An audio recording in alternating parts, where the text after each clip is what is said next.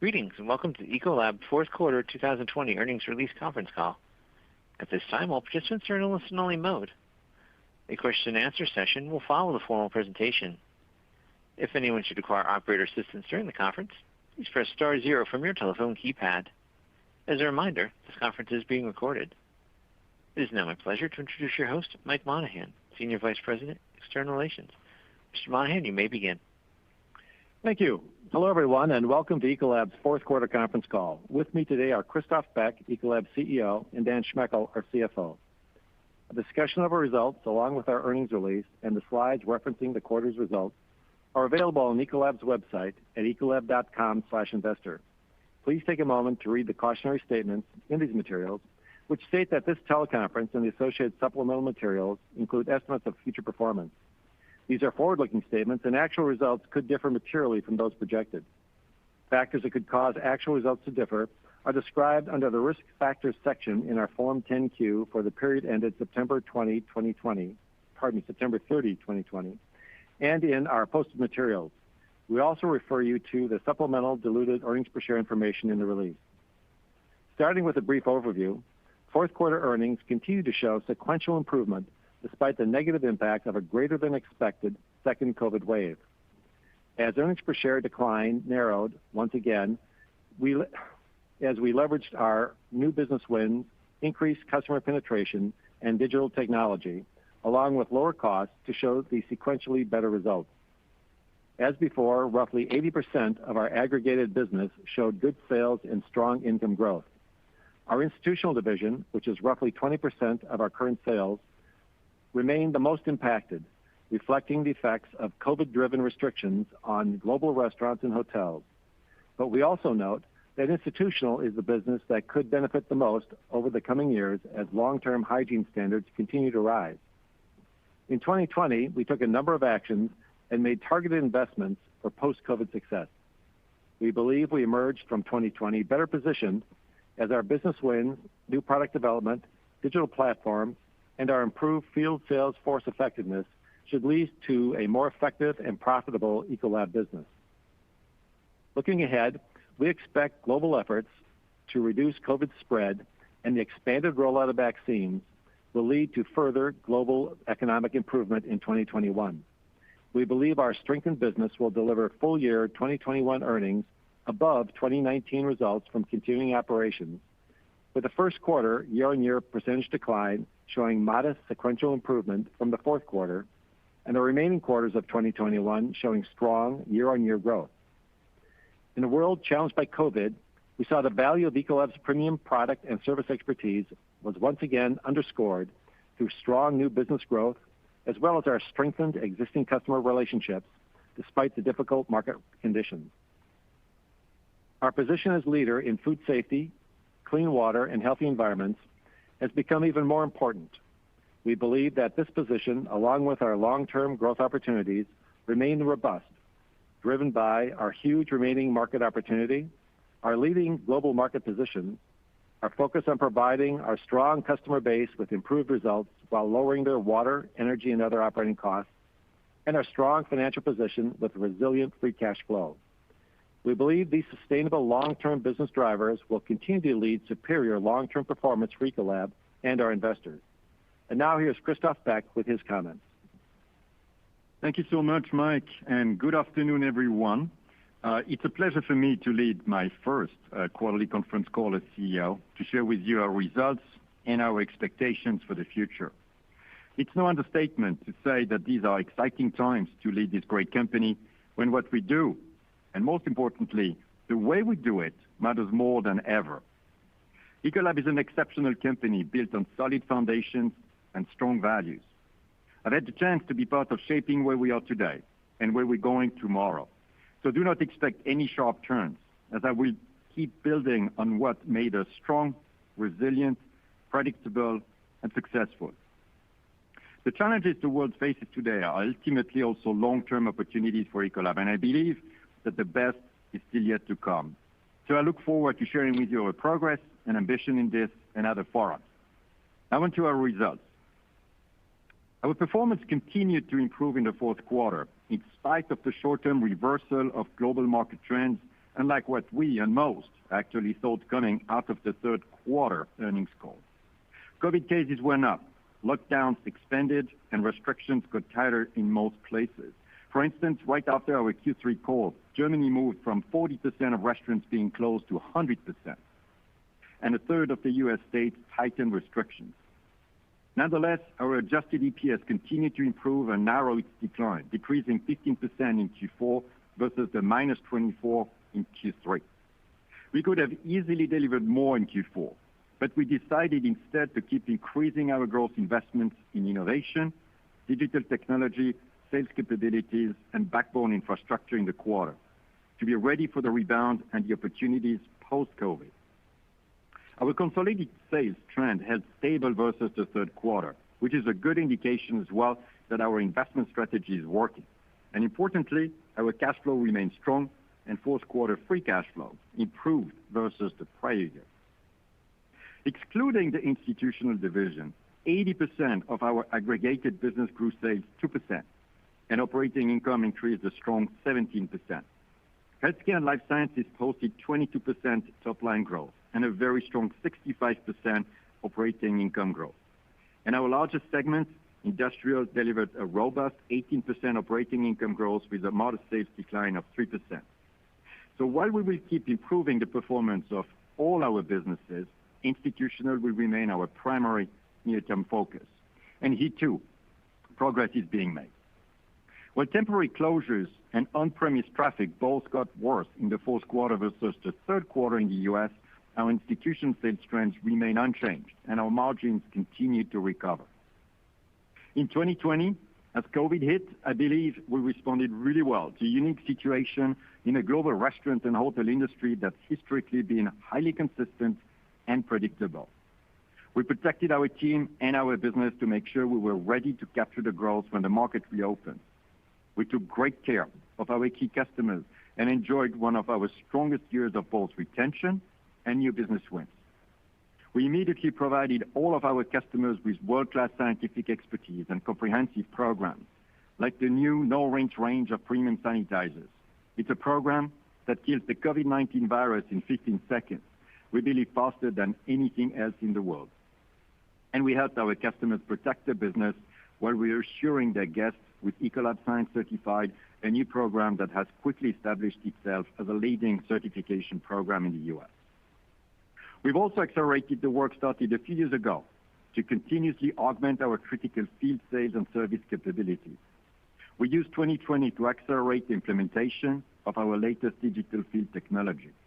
And we expect this technology to further improve our field service effectiveness, customer experience, and operational performance.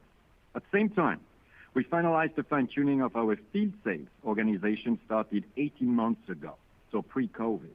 And we expect this to further increase sales firepower and drive unit and penetration share gains, as we've mentioned over the past few calls.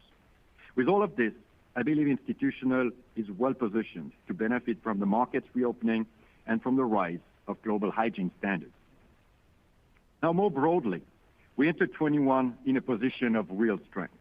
While we expect COVID-19 will continue to have a significant effect on the economy and our end markets, especially in the early part of the year, we expect to see the beginning of the COVID-19 recovery for our global markets to start in the second quarter. It will then take a few quarters to fully realize the new normal.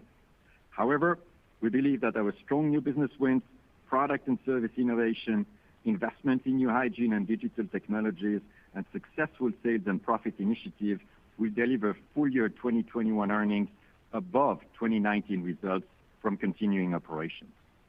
We expect the first quarter to show a modest improvement in year-on-year percentage decline versus the fourth quarter, while the remaining quarters of 2021 will show very strong year-on-year. In other words, 2021 should be a strong rebound for Ecolab. With hygiene standards that are rising fast, we're ready to respond to these new trends with breakthrough solutions and a brand that inspires trust. With water and climate challenges that have just gotten tougher, we're uniquely positioned to help our customers reach the sustainability ambition at a high financial return. And with an unbeatable global team supported by state-of-the-art digital technology, we look into the future with a great deal of confidence. forward to your questions. Mike, floor is back to you. Thanks, Christophe. That concludes our formal remarks. Operator, would you please begin the question and answer period? Thank you. We'll now be conducting a question and answer session. We ask that you please limit yourself to one question and one brief follow-up question per caller so that others will have a chance to participate. To ask a question, please press star 1 from your telephone keypad, and a confirmation tone will indicate your line is in the question queue. You may press star 2 if you would like to remove your question from the queue. For participants using speaker equipment, it may be necessary to pick up your handset before pressing the star keys. Thank you. And our first question will be coming from the line of Tim Mulrooney with William Blair. Please proceed with your questions.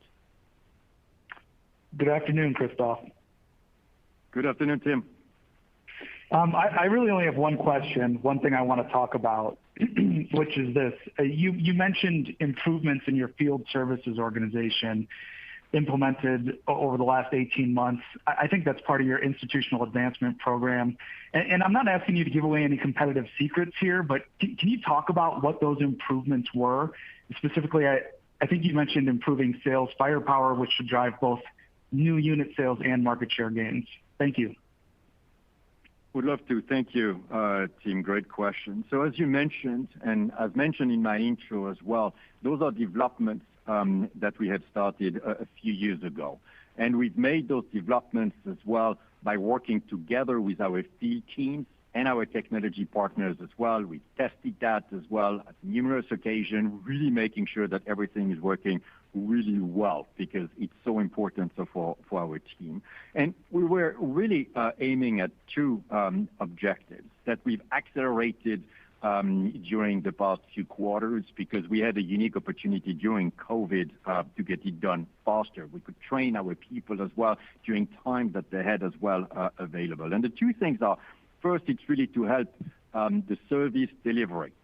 What does that mean for our teams is ultimately that these digital tools are helping them get their daily program that's being optimized by the system. If they get an emergency call as well that's coming within the daily program, well, it's rerouted and making sure they can do that with the minimum time and the minimum mileage as well to get there. They get all the customer information in real time when they go and visit as well the customer. They get tools as well to sell better any new solution, and they have training tools as well that they can share with the customers in order to make sure that those programs are being used really the best way. So this first objective is really about improving the customer experience. It's improving the work performance of our teams, and ultimately, so for them having more time to spend with the customer. And the second objective, and I'll conclude on that, is really on the sales side of our team. It's to help them sell more. We've shared many times our ambition to increase penetration. Well, those systems are helping do that because they give you real-time customer information. Our teams know how the customer is performing, the products they're using, the new products that we could be adding as well to them, and they can merchandise as well the results that have been accomplished. So at the end of the day, it's easier for our team, it's better for the customer, and it costs less as a whole as well for the company. Thank you. Our next question is from the line of Manav Patnaik with Barclays. Please proceed with your question. Thank you. I had a question on, if around breakout areas. So you know how life sciences has become a very nice growth area for you guys. I think it's your last Investor Day. You talked about several new ones, and I was just wondering if you could give us some color there, and if anything else has popped up, during the past year, clearly. Hey, thank you, Manav. Well, expanding our TAM has always been so part of the Ecolab strategy. So finding new growth avenues, new growth markets, and lining up resources behind them has been part of the way the company has been growing. You're mentioning life science. We started this business a few years ago. It's turned into an exceptional performance. It's been obviously helped by COVID as well at the same time because the need of our pharma customers has grown so much. It's driven as well great innovation as well. So for them, in order to make sure they could produce vaccines, for instance, in the safest and most profitable way at the same time. But interestingly enough, that way of approaching things, Manav, has helped us as well, opening new markets like data centers. We've started that 2 years ago when we saw that companies were ultimately outsourcing all their IT to larger companies like Amazon, Microsoft, Google, and so on. And we were dealing with them, providing them with some solutions because those computers generate a lot of energy and need to be cooled down, while we were providing solutions for them as many other customers. And ultimately, we've said, well, that's a critical market for the future. It's going to keep growing. We're going to create a division as well behind it, which is exactly what we did. That was before COVID. Then COVID happened. Everyone used the cloud, and it's a market that's been booming as well since then. So it's been a good play. And the last one I'll mention, Manav, here is animal health, where we knew as well that antibiotics is something that consumers, that you and I don't want to have in our food ultimately. So how do we help animals staying healthy in the food chain at the very beginning? And that's how we've created as well a division. We've made a big acquisition as well early last year with Seed Lines, which is creating that critical mass for that new market opportunity and which is leading to double-digit growth since we've done that as well. So just a few examples like that.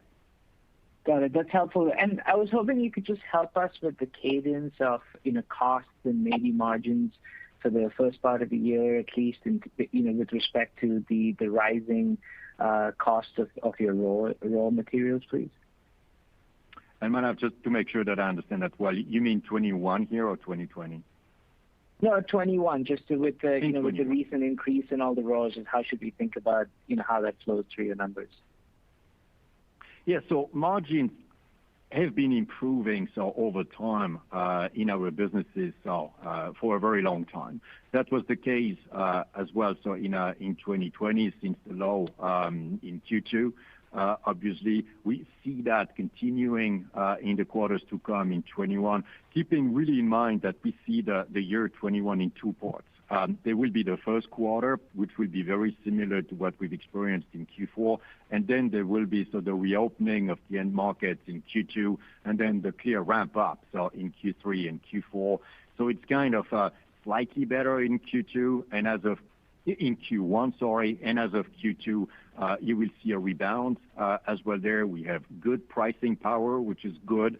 We have raw materials that are expected to be benign right now, but the indications that we see in the last few days / weeks are ultimately going up in terms of raw materials. So we'll have to mitigate that, but this is something that we've been doing very well for many situations similar that we've experienced in the past few years. Thank you. Our next question is from the line of John Roberts with UBS. Please proceed with your question. Thanks, and congrats on ranking near the top of the Barron's sustainability list last weekend. Hey, thank you, John. A few vacation locations have actually seen pretty solid hotel occupancy and restaurant traffic. Not a lot, but some have. And do you have any data to show in those specific areas that the overall cleaning product revenue per room or revenue per diner has structurally increased since the pre-pandemic levels? Yeah, I don't have detailed numbers to share with you, but it's very clear that in the places where it's reopened, the one you mentioned, for instance, we've helped those customers with more solutions in order to prevent the risk of infection. That leads to better sales than what we had before. But to your point as well, so those are individual areas like vacation groups that you described. Unfortunately, so those are just selective ones. But those are good indications at the moment that the overall market is going to reopen. As said, so hopefully, or that's the way we expect it, so in the second quarter, it will compound, obviously, so our growth opportunities in those units that we either used to have or didn't have yet, but we'll have more solutions as well to them. Thank you. Thank you. Our next question is coming from the line of David Begleiter with Deutsche Bank. Please proceed with your question. Thank you. Christophe, Industrial had a very strong quarter and full year. So looking at Industrial in 2021, can that segment expand margins, and how much of a headwind will these discretionary costs be as they come back into the numbers in 2021? Yeah, so industrial will keep developing its margins.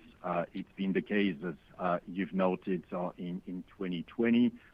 In 21, we're expecting as well, so pricing to remain kind of at a similar level than what we've seen. The raw materials are going to be probably a bigger headwind than what we had in 2020. So net margins will be similar, but operating income will keep growing. Very good. And Dan, just on the cash flow, any thoughts or comments on working capital and CapEx in 21? Dan, you want to answer this one? Sure, thank you.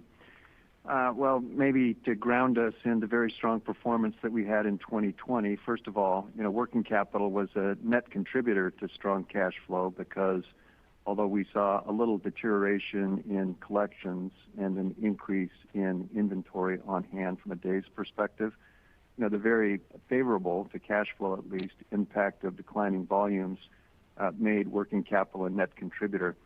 So 2021 will be somewhat the opposite of that, meaning as the business continues to rebound, we'll invest more in receivables and in inventory. So not significantly, but we'll invest in working capital in 2021. Having said that, we'll remain very focused on collections, and I've said before in earlier calls, we are very determined and have been sure to be paid for the value that we're creating for customers.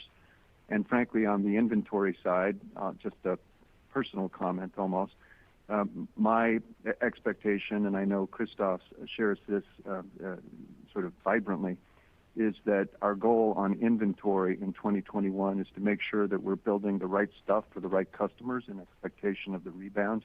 And so the favorable inventory in 20 will reverse in 2021, but it won't be a big drag on overall cash flow performance. Thank you. Our next question is coming from the line of Gary Bisbee with Bank of America. Please proceed with your question. Hey guys, good afternoon. I guess, the first question, just going back to the institutional initiatives here, can you provide a little more detail? Because what I'm really trying to get at is how much of it is about right-sizing costs, versus other changes that would promote growth. Certainly your prepared remarks talk about spend to deliver this and cost savings after the fact. So part of it clearly is cost-driven, but what you discussed earlier was much more, I think, on the growth, positioning for growth end of it. Just a little more color. Thank you. Yeah, thank you, Gary. It's not cost-driven. What we're doing in institutional is part of what we've been doing for years. It's driven by two things, as I mentioned earlier. The first one is really to increase our sales firepower. We always want to have more dedicated people towards selling new customers, selling new solutions to existing customers. We've shared earlier as well our ambitions to increase penetration by 20% as well over time. Well, we need to increase as well our sales firepower, which means people and hours behind that in order to deliver it. Technology is obviously helping as well for that.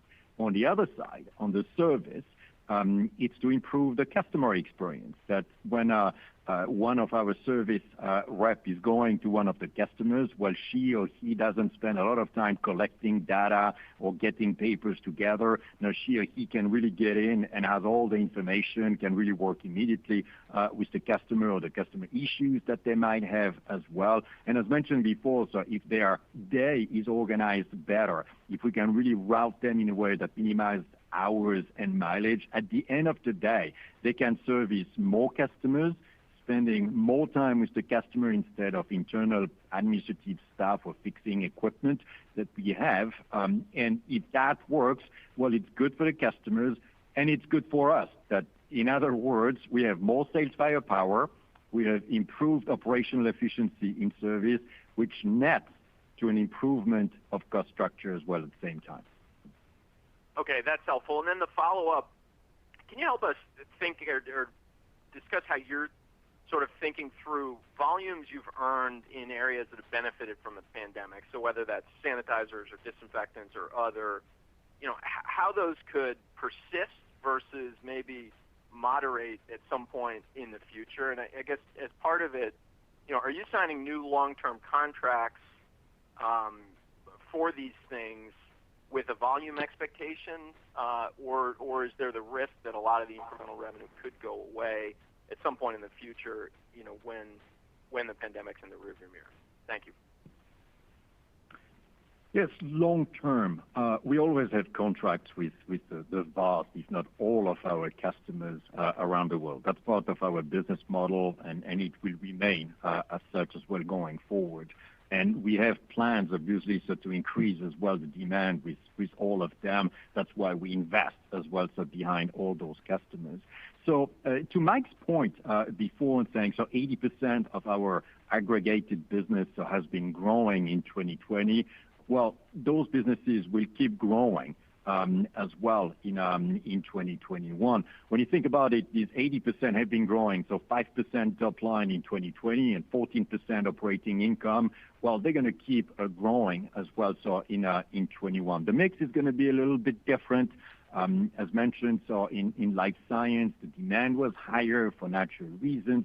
In healthcare, we got those national government deals as well, but underneath, you still have these 5-6% growth, which is good. Industrial is going to move towards positive growth as well. And sanitizing products, they're going to stay at a fairly high rate of growth. So it's not going to be the same as in 2020 because I don't expect people to sanitize their hands the same way as they did during COVID. That would be too nice, but it's going to be more than what they did before COVID peak in 2019. So overall, I think that the trends are going to be so similar or better for most of those products. Thank you. Our next question comes from the line of Rosemary Morbelli with G Research. Please proceed with your question. Thank you. Good afternoon, everyone. Good afternoon, Rosemary. So just going back to the demand, the high demand in life science and healthcare, do you have the feeling that there may be some inventory build in some of the channels and actually you could see a decline in revenue for full year 2021? I don't think so, Rosemary. So life science is kind of a direct business, so there's no in-between distribution, and it's mostly bulk products as well that you can't really store as such. So inventory is quite much so just in time in life science. And it's been growing strong in 2020. It's been growing strong before that as well. And we're planning for great growth as well in 21. So life science is going to be the continuation of a great story.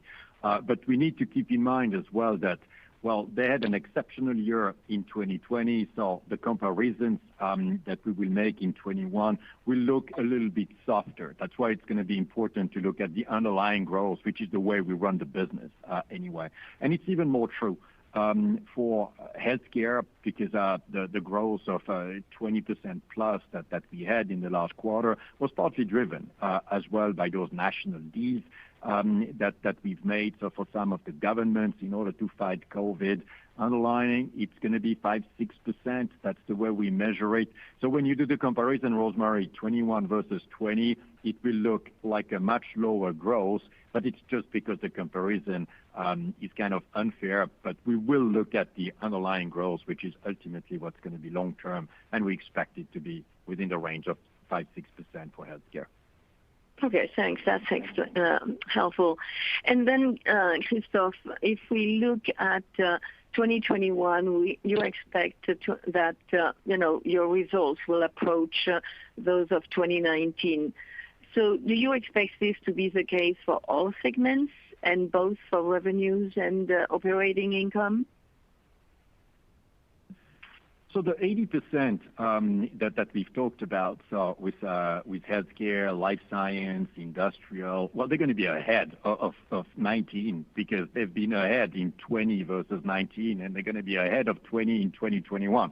So they're gonna keep improving, obviously, whereas institutional is the one that needs to grow from a much lower level, started in Q2 2020. You've seen in Q3 an improvement, Q4 not so much, Q1 is going to be the same, and Q2 is going to continue afterwards.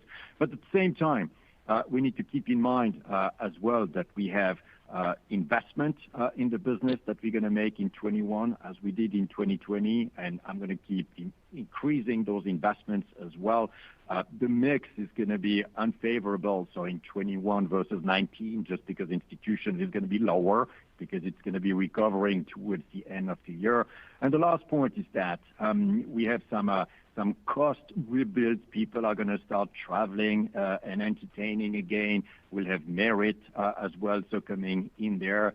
So it's going to be a different story in most businesses, but ultimately we feel confident that 21 can deliver earnings that are adjusted ahead of 19. Our next question is coming from the line of Chris Parkinson with Credit Suisse. Please proceed with your question. Great, thank you. Despite a fairly choppy, 4Q, 1Q, which I'd say is overwhelmingly expected, there were signs of life which you highlighted, across your supplemental. When speaking to your teams, can you speak to, maybe 2 or 3 end markets for which you're now, let's say, incrementally more confident or constructive, just given pent-up demand once the world truly opens back up? If you could hit on that and just any potential comments on preliminary share gains would be greatly appreciated. Thank you. So just to make sure, Chris, that I understood the question right, so the end markets that we would estimate would be rebounding so during 2021? Yes, and any comments around market share. Thank you very much. Okay. So the biggest one is obviously institutional, so restaurants and hotels. And the way we measure performance in this down market today is how many units do we have compared to the low point in Q2, and how many solutions do we sell to existing units as well, is really so to make sure that we improve our base the moment it reopens, that we can accelerate. And in institutional, we have more units, much more than we had in the second quarter last year. We have much more solutions as well. So the moment the demand is coming back, that's going to compound, which is really good news. And we expect that not to happen in the first quarter, but it's going to happen sometime in the second quarter. Another one is downstream, which is related to the oil and gas demand. When cars are going to be used more, when planes are going to be flying more, when boats are going to be more traveling as well, like cruise ships, obviously. So the demand for oil and gas is going to accelerate. So our objective here is the same as what we did in institutional, more refineries and more solutions to those refineries, and that looks quite good as we speak right now. So those are 2 big ones that are expecting to rebound in the second quarter. All the other businesses, major businesses, Chris, are ultimately on a good path no matter what. Thank you. Thank you. The next question is from the line of Vincent Andrews with Morgan Stanley. Please proceed with your question. Thank you, and good afternoon, everyone. I wanted just to follow up on the new business wins, maybe in particular in institutional, but you could touch on the other segments as well. And I guess what I'm wondering is that, there was a clear opportunity as COVID hit, to go get new business. And I'm just wondering if there's sort of a second phase of new business opportunities. It'll be unique to COVID, but it'll come more during the reopening as maybe customers come to a realization that they want to change providers or trade up or what have you. How do you see that playing out? That's a great question. Well, starting first with the net new business in 2020 has been quite ahead of 2019, which honestly, personally, I didn't expect that we would be that good. But we've managed in 2020 to sell more new business than we sold in 2019. And to your point in institutional, that's been the best new business generation that we've had across the company. So institutional has done an exceptional job in terms of new business for two reasons, mainly. One is obviously the focus of our team on new business during that time. But the second is the one that you touched just before, that during those difficult times of COVID, customers were looking for expertise, for scientific expertise. They didn't know what COVID was to begin with, how to address that issue, how to get ready for the reopening, how to get ready for the future as well.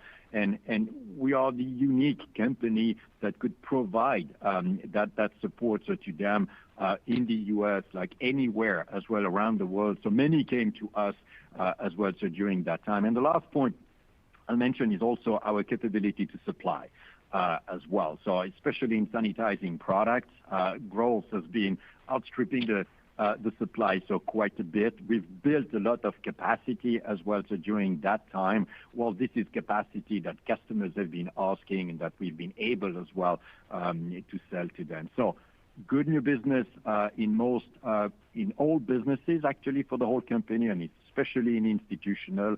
And I think that that's going to be even more true in 21 because we've demonstrated to our customers that we're here for them when they truly need us.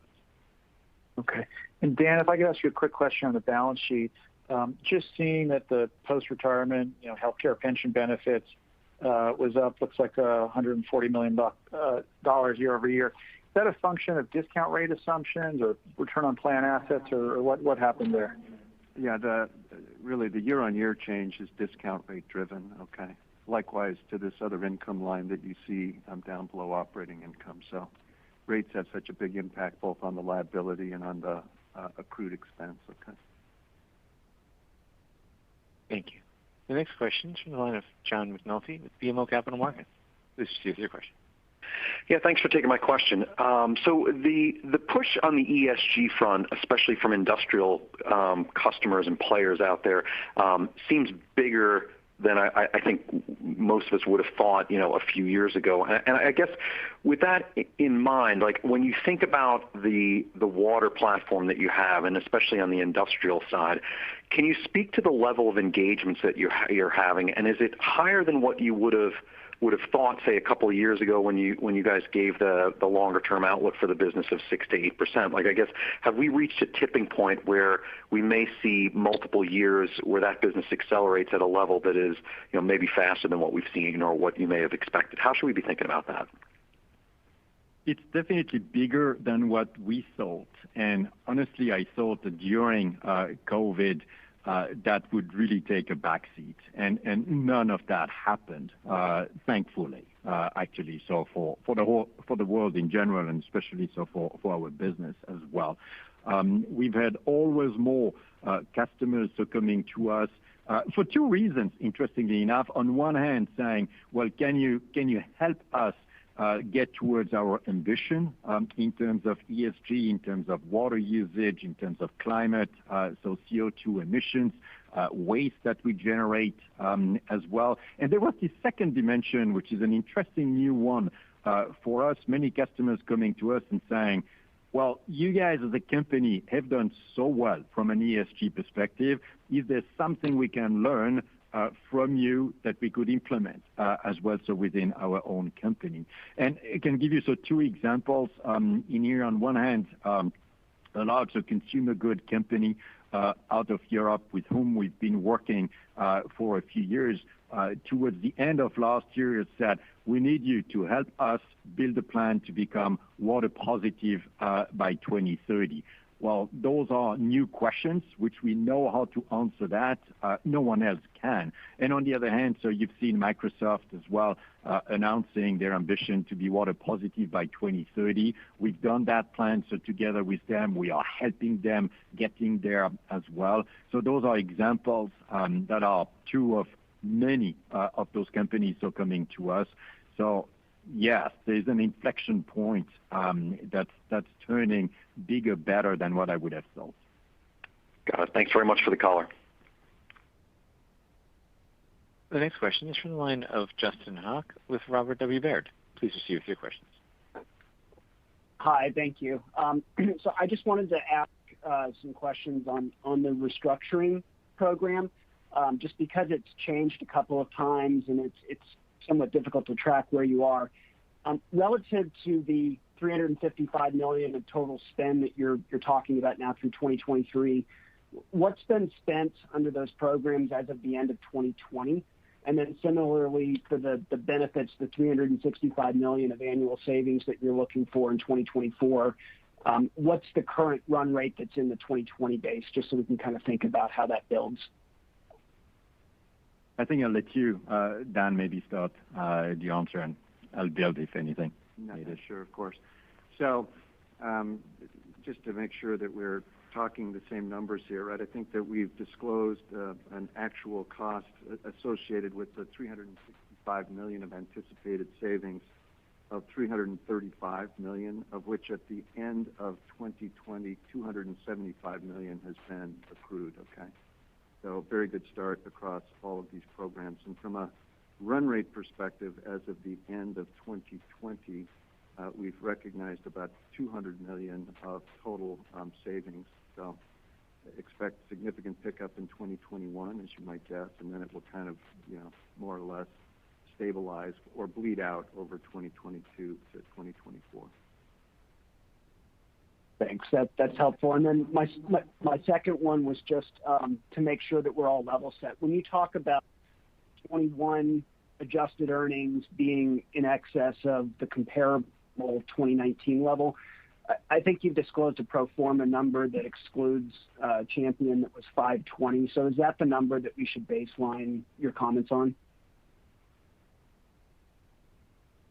Yeah, the number that we would steer you toward is the continuing ops number, which is 512 in 2019. Okay.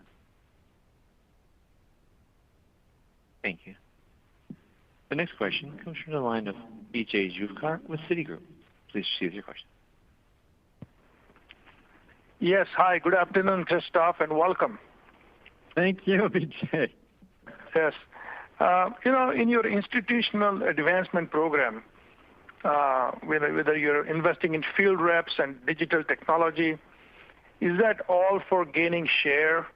Are your customers demanding this? And then how do you charge for it? Or is it all through market share gains? And also, lastly, where do you think is your competition in regards to this? Thank you. Great question. Thank you, Vijay. Obviously, so when we think about share, this is self-serving. This is not the way we think about it. It's much more what's right for the customer. And if there's one thing that we've learned during COVID, especially in institutional, is that customers need comprehensive solutions. When you think about an infection risk, well, it's not just about sanitizing your hands. It's making sure that the tables are being sanitized, the floors, the drains, the water, that the food is safe, that you don't have any pests in there. It's really, infection is related to the weakest point that you would have in that unit. And seen from the customer side is basically, who is the partner that can help me protect everything I have in my unit? And the only one that can do that today, at least, is Ecolab as such.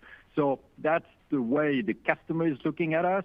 So he's really making sure that we offer programs that answer that.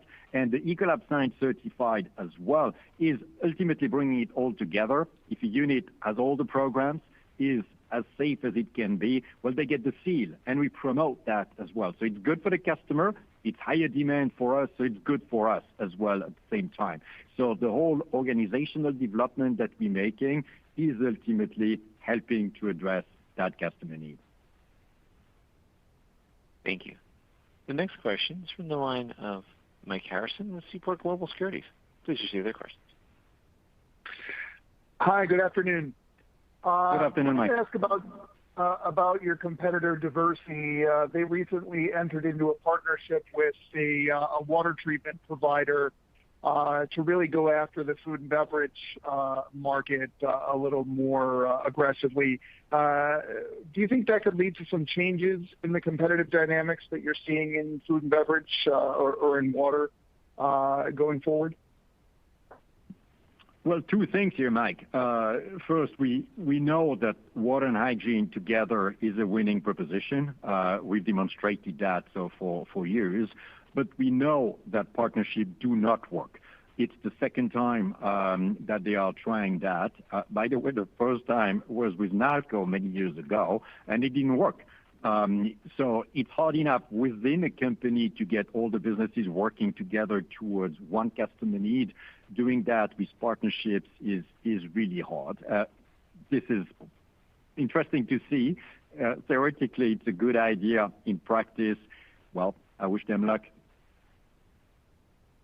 All right, thanks. And then on the downstream portion of the business, obviously that's under some pressure because of driving activity. But I wanted to ask, the trend in refineries is toward larger and more complex integrated refineries that have petrochemical production as well. Can you talk about the relative opportunity for Ecolab at one of these larger, more complex refineries versus, say, a handful of less complex refineries that have equal capacity? The petrochemical sites are definitely the sweet spot of our business in downstream. That's where we sell most of the solutions. That's where there is most demand from customers. That's where the margins are the highest and where the outcome is the best as well. And many of those companies, to the ESG point that was made before as well, are interested in driving as well a better outcome from an impact on the environment as well at the same time. So this is the sweet spot. This is our primary focus as well going forward. We're trying to get organized as well behind petrochemical in a very dedicated way, but that's a little bit so more for the future as such, whereas the traditional older type of refineries are less of a priority for us. So you're exactly right, and that's what we're going after, and that's the way we're getting organized to really capture that growth and the margin. And I'll just conclude on one point. It's basically that petrochemical in 2020 has been growing as well in a difficult environment, so which is a proof of that approach working so really well. Thank you. The next question is from the line of Adam Tarrington with Stifel. Please proceed with your question. Hi, it's Adam on for Shlomo Rosenbaum. I was curious if you could talk a little bit about what contributed to the margin level in the healthcare business this quarter and kind of what the interplay was between delivered product costs, mix, et cetera. So healthcare in 2020 in general has had very nice margin development. You've seen as well the comparison versus 2019, so a nice improvement. It was better in Q3 versus Q4 because the volume was higher because those one-time deals with governments were still impacting the business fairly heavily, so you got much more leverage as such. But that being said, the drive of program selling in healthcare, the focus on infection prevention, the digital technology, the pricing, the work on margin improvements, well, has contributed to the margin improvement in 2020 and is going to stick as an improvement as well in 21. So I feel good about the margin development in healthcare when I think 21 and beyond. Okay. And in terms of the earnings for 2021 versus the 2019 level, I know you touched on this in an earlier question. Can you maybe just give more detail, like what needs to happen there and how much of that improvement, expected improvement, will be explicitly from like cost savings? So in order to get there, which we feel very confident to deliver, so an EPS in 21 that's ahead of the 512 in 2019, as Dan mentioned, is basically driven by 3 or 4 things. The first one is 80% of our business, so industrial, healthcare, life science, growing operating income in 2020 is going to keep doing that. Obviously, so in 21. So those ones need to keep moving, and they will. They have good momentum, they have good new business, and they have propositions that customers are asking for, which is really good. Same time, you need to have institutional that turns the corner. As mentioned, it's not going to be in Q1. It's going to be very similar than what we had in Q4, but it's going to be sometime in Q2. That's going to catch up as well. So Q2, Q3, Q4, where institution is going to get back towards where it used to be, so as well, so pre-COVID. So that's going to drive as well towards that outcome. And the third point is, as you mentioned, so we have cost savings initiatives that Dan has been presented as well that are helping, but it's important to keep in mind that we will keep investing in the business. People are going to start traveling as well more. We're going to give them merit as well, so as we do every year as well as such. So when you bring it all together, 80% of the business needs to keep humming, and it is, and it will. Institutional needs to recover as of Q2 and the quarters to come, and we need to make sure that both on the cost savings and investment, we balance that in a smart way, and we will get to the right place in 2021. Thank you. At this time, we've reached the end of our question and answer session, and I'll hand the floor back to Mr. Mike Monahan for closing comments. Thank you. That wraps up our fourth quarter conference call. This conference call and the associated discussion and slides will be available for replay on our website. Thank you for your time and participation today, and our best wishes for the rest of the day. Ladies and gentlemen, thank you for your participation. This does conclude today's teleconference. You may now disconnect your lines at this time. Have a wonderful day.